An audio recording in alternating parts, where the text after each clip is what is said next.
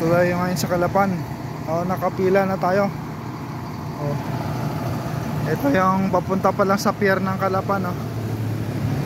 Dito pa lang kami sa Kabayanan 2, Calapan City, Oriental Mindoro. Dito tayo ngayon nakapela. Ang sa hulihan natin ayun, mga 1 kilometro na.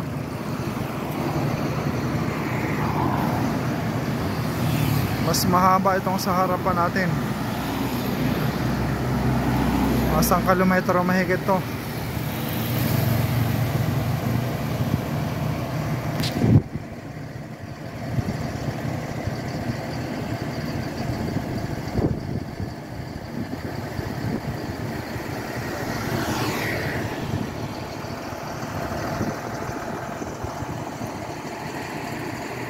Linggo, alas 12 ng tanghali. Ayan.